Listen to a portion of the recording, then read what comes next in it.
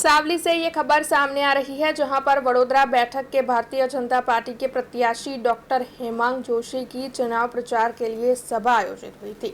दरअसल प्रत्याशियों की ओर से जगह जगह पर चुनाव प्रचार किया जा रहा है। तब सावली के विधायक केतन इनामदार, सांसद रंजनबेन भट्ट, साथ ही पालिका और जिला के संगठन के विभिन्न होद्देदारों की मौजूदगी में डॉक्टर हेमांग जोशी की सभा सावली में आयोजित हुई थी।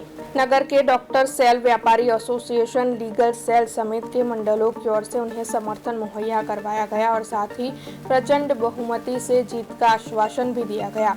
वैसे डॉक्टर हेमांग जोशी की ओर से सावली में आरएसएस के युवकों पर हुए हमले के मद्देनजर निष्पक्ष कार्यवाही का आश्वासन भी लोगों को दिया गया।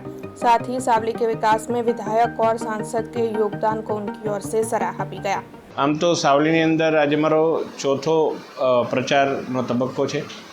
સાવલી નગરની અંદર પણ અમે લોકસંપર્ક ફેરણીનું પણ આયોજન થયું, સભાનું પણ આયોજન થયું અને વિવિધ સામાજિક કાર્યક્રમોમાં હાજરી આપવાનું પણ થયું।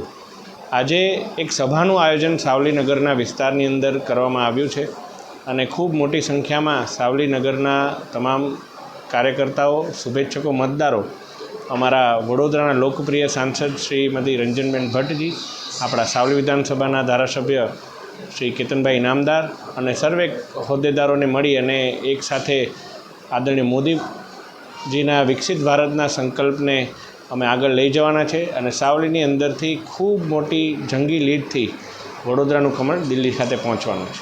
જે આદરણીય સાંસદશ્રી અને તમામ કાર્યકર્તાઓ સાથે મળી અને હંમેશા વડોદરા તો મોદી સાહેબનું પોતાનું એક પોતીકું વિસ્તાર રહ્યો છે। મોદી સાહેબ પણ આ વિસ્તારથી લડ્યા છે અને આદરણીય સાંસદશ્રી તો દેશના ટોચના મહિલાઓમાં સૌથી સર્વાધિક લીડ મેળવેલા સાંસદશ્રી છે।